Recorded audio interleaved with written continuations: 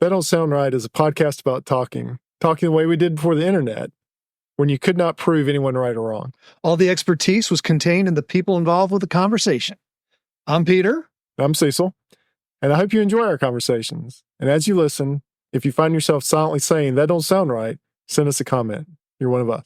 And I laughed out loud. That is hilarious. And that is one of the truest, most unembellished stories I've told in this podcast.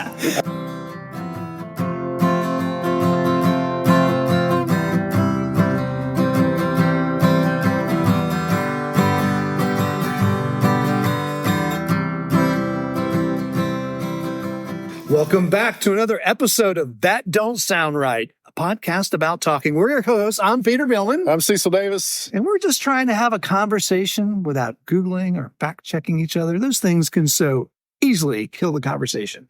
And we really need to update last week's conversation because we got everybody excited about the Corvette and the part didn't come in. And so we did not get the master cylinder on the Corvette last week. Did you get any advice, though? On the Corvette? Yeah. Not yet. Did you not? No one got any advice? I hadn't checked the email. Have you checked the email? I've checked the email. No one said. No one's given me. But I did get a text on the super secret text hotline from my brother-in-law. Mm-hmm. And in big cap letters, he said, buy the Corvette. So it is interesting. I did get one piece of feedback on LinkedIn. Someone who's new to the podcast said, buy the Corvette. So tonight we have a very special guest. Michael Neve is here with us. Welcome to the show. Hey, thanks. I'm glad to be here. What was your thought about the Corvette? Yeah, I was in the camp of buy it. Oh, were you really? Yeah. Why? Well, first of all, I was thinking about the speed round that y'all do with guests sometimes. Oh, so get ready. Talk about the dream car. And I'd already, my answer to what is your dream car was going to be a Corvette. Is it really? Yeah. I see. So we need to go ahead and get the Corvette for you. Yeah. And so in my mind, when I was listening to last week's episode, it was, what is that price point that has got y'all so excited? Because if y'all are excited and you already have a project car, maybe, and my mind was started racing. Have you thought about the tax implications? Right. Have you thought about resale value and what you guys could do to fix it up? Yeah. Oh, yeah. I'm not handy myself, but it's very intriguing to always think about a little bit of sweat equity and how far that can go. Yeah. And just you buy it at a discount if you can get a good deal. Like, you're only helping our cause here. Yeah, that's right. Well, he said buy the car. Not only that, but I think you could crowdfund it. Well, that's what we're trying to do. And you could offer depending on how much each listener puts forward, they could reserve it for like certain number of weekends. Oh, nice. So it's like you almost co-own it. Like you literally group own it, kind of like. We should think about like a Kickstarter. Yeah. Something for Corvette. So Michael, we go to church with you and I remember seeing you in the hallway once and I was saying, hey, how's it going? And you said, yeah, we're just talking.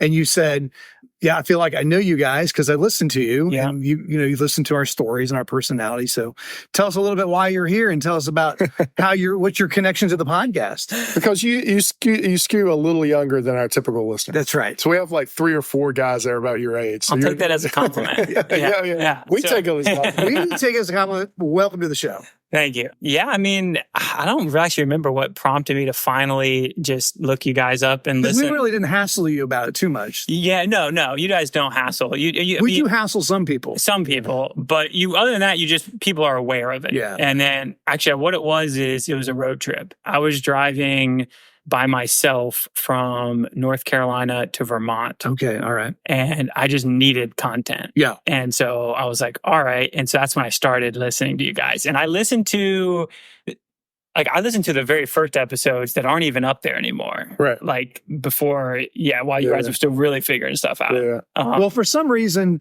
at least, do you listen on Apple Podcasts? Now I do, yeah. So for some reason on Apple Podcasts, they only have our last 100 episodes. Yeah. You have to go to Podbean to go all the way back. Okay. Yeah. Well, which we need to figure that out, Cecil. I think we do. At this point, I'm fairly confident that I've listened to every single episode. Oh, yeah. Okay, good. Yeah. Right. Wow. That puts you in a very small... Yeah, that's what I was thinking. There is a shirt for that. Shirt, badges, something. Yeah. Yeah.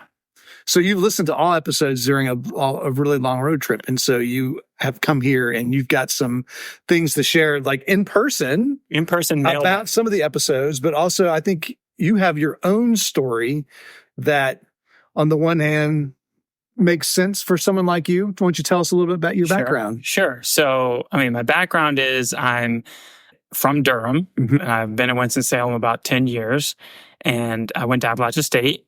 I'm a CPA and an accountant by trade, Mhm. and currently director of finance at a marketing and advertising company. But my passion is food and delicious things. And so recently I've kind of started this little side hustle, this hobby of Which Cecil and I are all for the side hustle. Yeah, Especially yeah. the ones that make the money.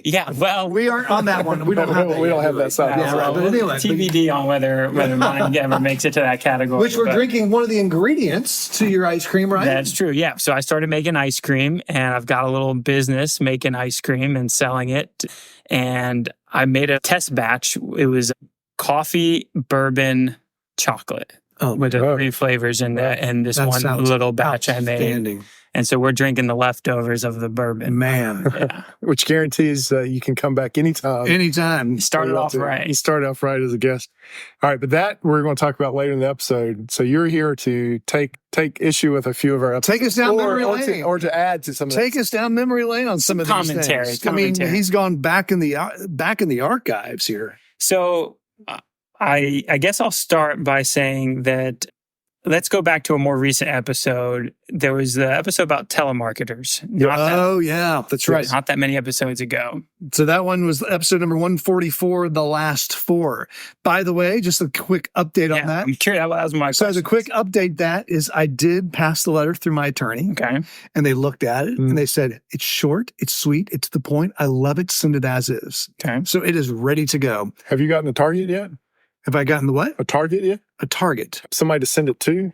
Oh, well, yeah, it was that debt collector. Oh, okay. I'm So saying- you have the address, actual contact I've got information. I've got the name, I got the address, Yeah. I got it all. And a little twist to that, Mhm. they actually filed a collection report against all 3 credit bureaus in my name. Ooh, So now I'm hot. Okay. Because now they're messing with my Yeah. credit right, for no reason. right. They got no reason to mess with me because Spectrum did not ask them to collect that debt. That So should, that should up the ante for you then. well, I'm definitely going to go for full damages. Yeah. So anyway, that's where we are in that. But Yeah. anyway, you were saying. Well, all I'm going to say was I had heard that story about the guy who started the bar. Well, but the way you told it Yes. was that he purchased a restaurant with his money. Right. And the way I had heard it, and maybe they're 2 different people, the same story but was that he opened a bar Yes. in downtown Winston, called the wrong number. Oh, okay. Okay. And so when you were talking about how you heard the story, I said, that doesn't sound right. I think it's actually this bar. No, you're right. I fact checked myself. Okay. He did start this bar, but he still also has that restaurant. Does he? Okay. He still has that restaurant also. Okay. Yeah. Yeah. But it was the bar that he started. And I thought the name was not necessarily creative, but It was perfect. perfect. though. Yeah. Well, now that you hear it. Yeah, exactly. Oh, And I'm just also very curious.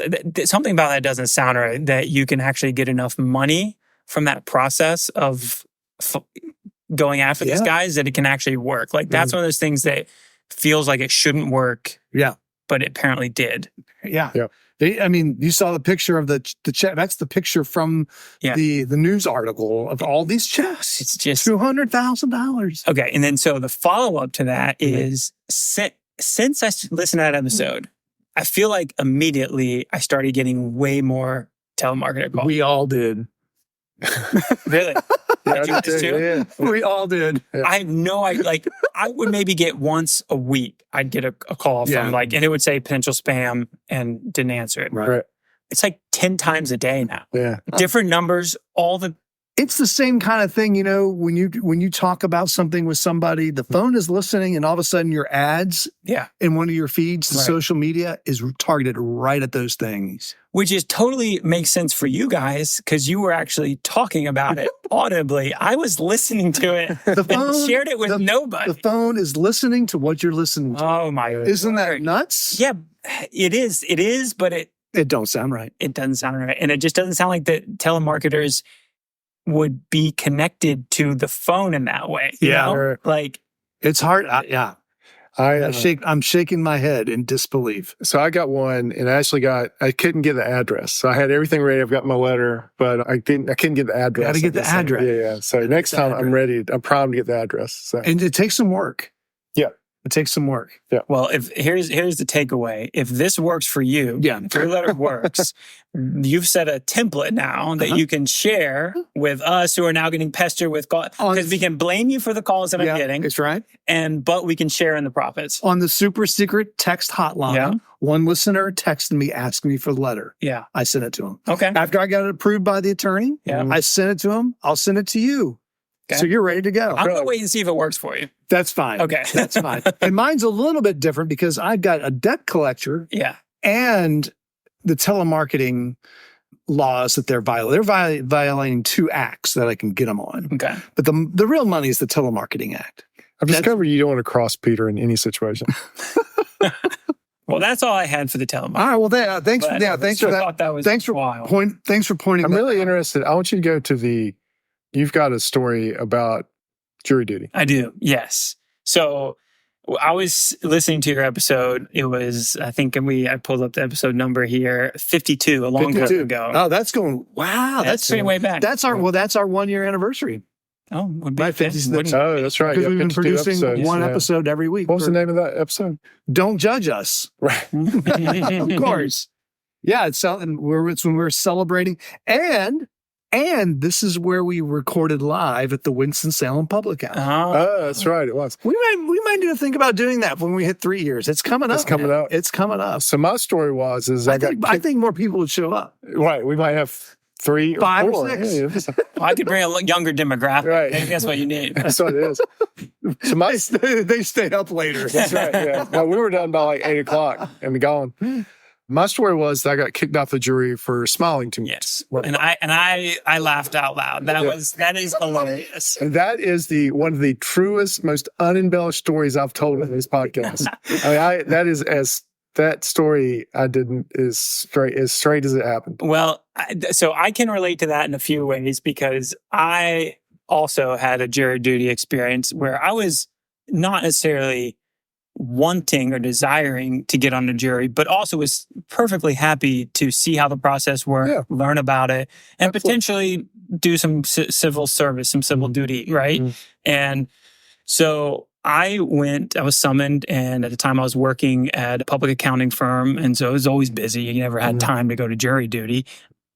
And I remember talking to some of my coworkers, and they would say, "Oh, well, this is how you get out. This is what you have to say." And I remember thinking to myself, that's not the way you're supposed to approach jury duty. Right. Whether you want to or not, that's not the way you're supposed to do it. And so I was like, no, I'm going to just play it straight and we'll see what happens. And odds are I won't get selected and it'll be just a day. You're going to play it straight like Cecil tried to play it straight. I was playing it straight. You were not playing it straight. Huh? You were not playing it straight. No, that was being me, though. Well, that wasn't straight enough. Well, they didn't want you, Cecil. They didn't want a smiling juror. No. So we got there and we found out that there was a jury being selected for a murder trial. And so at the very least, that meant it was going to be a long process. Yeah. And so jury selection went for 3 days. And so I went one day, came back the next day, came back the next day. And third day, I get called into that room. You wait, and then you get on the stand. And I think I was 11 or 12. So like towards the end. Right. And they're asking questions. And of course, people are making excuses and all this stuff. And no one was smiling, but people were getting kicked off left and right. And so I get up there and, give my answers to the questions. And next thing we know, I'm on a jury. Do you remember what they asked you? It was a lot about like police officers. Like, do you have any reason why you'd be biased for or against police officers, so family members or whatever? And then I think it was like violent crime. Like, have you ever been a victim or experienced violent crime or whatever? So just anything that would kind of bias you one way or the other. Yeah. When they were asking you the questions, do you remember this? When they were asking you the questions, did you immediately respond or did you pause, think about it, and then give your answer? I'm usually pretty deliberate, so I would have taken a second and thought about it and put together my answer. Because I would think if someone just speaks up real quick and says, no problem. No problem. Yeah. Yeah, no Be problem. a red flag. I think that would be a red flag to that person Yeah. who's not thinking. Yeah. Yeah, that's true. So I was on the jury and I was like, all right, now I'm on a murder trial jury, not just any jury. Yeah. And so it was a very interesting experience and it lasted for 5 weeks. Good grief. It was expected to last for 8, so Okay. it went a little fast. But you were on it. You I was stayed on it the Yeah. whole time. Huh? Not only that, I was the foreman. Oh, Cecil. You lived my dream. Yeah, I know. And so the whole time I'm over here listening to Cecil, I'm just like, you can't smile. You just can't smile. Oh man, I smiled the whole time. Now that I've started doing some reels on Instagram for the podcast, I understand why I got picked off. I mean, Why is that? because I've seen myself, Yeah, what is and I'm just like, I would have kicked myself off the jury. The last you just got the last video I did Just for the grin on your podcast, face. the last reel I did for the podcast, I was like, man, I understand completely what happened now.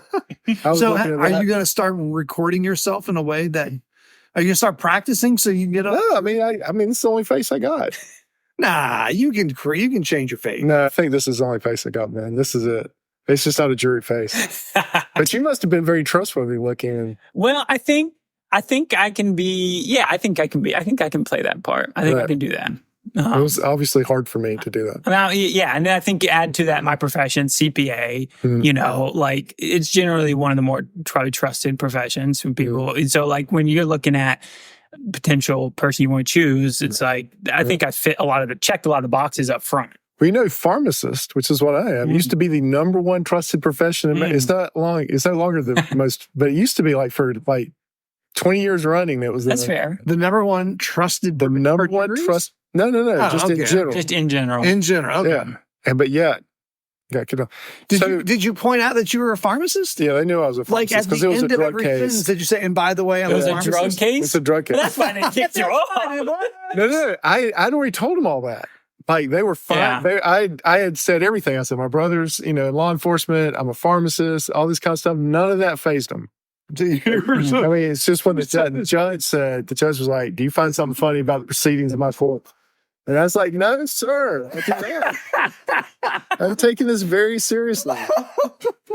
So you had to be elected foreman, right? That's right. So everybody in the room must have trusted you. Did you have to? It was a nomination process. Did you have to campaign or Not really. Basically, you go back there and they basically say, between the 12 of you, pick a foreman and someone that's going to speak on your behalf. Yeah. And there was really 2 people that was pretty clear, had an ounce of somewhat leadership capability. Me, and then there was a principal at a middle school, a local middle school or something. And so I can't remember how much time we spent together, but it became clear some people were going to take a more active role in this. And then so they're like, all right, well, let's start with nominations. And so we were nominated. And then honestly, I think she was like, if you want to do it, you can do it. And I was like, I'll do it just because I feel like I can. Yeah. So people had to make a pretty quick judgment on you. Yeah, I'm trying to trust remember you. when Man, that happened. That's very impressive. It definitely was towards the beginning, but it's a long process. That's the thing. Court hours are very slow. Yeah. You don't get started before 9:30.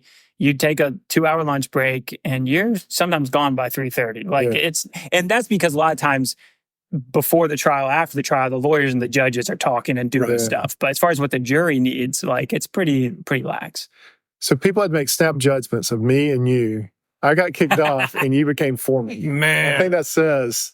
Man, that's just I need to reevaluate that. Hey, well, just practice in the video, man. I'm telling you, after watching myself in the video, I would kick myself off a jury. 100%. That's a good story. You can practice. I don't know. But no, it was a really cool experience because you got to see it firsthand how the system works and and just being involved in it and feel like you. And also feeling like you had the ability to kind of help make the process work properly. Yeah. Because not everyone that's most qualified to be on a jury actually ends up on the jury. Right. If you can imagine, most of the people that you would hope to be on a jury are figuring out ways to get off. Because they've got other things they're trying to do. Yeah. Right. So anyways. I really wanted to be. And after seeing Charles Kuralt, did you have to watch the Charles Kuralt video about being a juror?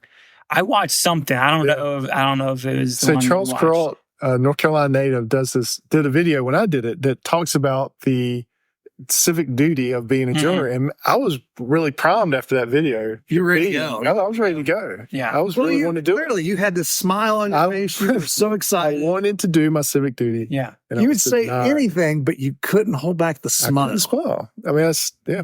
So, Interesting. interesting. Well, your number's going to come up. When was the last time your number came? I'm X'd off the list permanently. No. I have not had another jury Have you since then. not? I get them I used to get every them year. all the time, and now Really? Yeah, I've been. What do you think it is? My smile. They That smiling Jack back on this. That don't sound right. Have you been called for jury duty? No, but Really? once you do serve on Yeah. the jury, there's a certain period of time Yeah. that you're totally off the list. Yeah. They put you on after I think 2 or 5 years or something like that. But you definitely have done, you're not going to get it for another period of time. But I don't think I've gotten one since then. But that was 2015. Oh, that's a long time. So it's getting up on 10 years. I should probably get one soon. You should be getting a summons. Yeah. But I will say, I mean, at that time I was 24, 25. Wow. And that was my third or fourth time being summoned. So I feel like I got it real fast early. And then I feel like I'm due for a break. Right. So, Yeah, you deserve a break. And you haven't been summoned in a while. Not since that. That was my last summons. Man, I think you can do it, Cecil. don't- I think a little bit of practice. I think so. Next time you get your notice, your summons, Let's coach we'll him up. coach him up. Let's coach him up. I mean, who better? than Exactly. I mean, you got a foreman for a murder case. Yeah. No, I if I ever want to realize this bucket list, We're going to coach you up. piece, yeah, We know the coach. Like I'm saying, I haven't asked for my you know, fee. I wonder, is that a thing? what, getting kicked off for smiling? No, I can tell you it is. I know what that is. No, is there a thing to be a coach to get you on On jury. Because I know, I'm everybody's sure trying there's to get plenty of people can coach you how to get off the jury, but is Yeah. there It's a good on the jury coaching? Well, the ironic thing about is people complain about the system of justice, but then they try to get out of jury duty, Right. and there's your opportunity to help. Right. Is by participating on a jury. I mean, this is not like a public service announcement. I'm just saying, it seems to me, if you want to improve the system, they're asking you to improve the system. Get on there and do your Right. thing. And so I was there, man. I was ready to do my job. Yeah. We'll have to look that up, I think. Be fine. Get on the jury coaching. Yeah. You've been such an engaging guest that we've actually gone to our normal time. So still want to finish up that with another don't sound episode, and I want to talk to you about the ice cream. So it don't sound right, but you've come to the end of this episode of That Don't Sound Right. Well, before we close, we want to thank everyone for listening. If this is your first time and enjoyed the conversation, would you consider hitting the subscribe button on the platform you listen with? Also, if you're a longtime listener, please give us that rating, leave us that review so others can easily find us and join the conversation. Who knows? Maybe you're going to help someone on a long road trip and give them all the content they need, because I think we might be up to 36 hours of content. So if you need to drive, seriously, from coast to coast, it's about a 36-hour drive, we got you covered. Getting very old. I'm sorry, but you got to mix it up. You got to say some content. Well, you got to come home. Well, that's true. That's true. Right, don't do it one way. And you may be asking yourself, why have we not done the speed round? But we will do that next Let's do that episode. next week. Yeah. All right. That Don't Sound Right is a production of TDSR Podcast in conjunction with Camel City Studios. Michael's wondering why I don't have this memorized yet, but I mess it up if I don't read it. I'm your co-host and sound engineer, Cecil.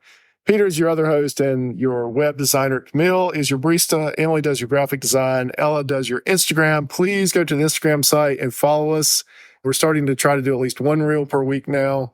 Yeah, we got one coming up, right? We got one coming up. All right. Giorgio tests our merchandise. Brent is our international brand ambassador. And as always, listener number one is Scott. Scott.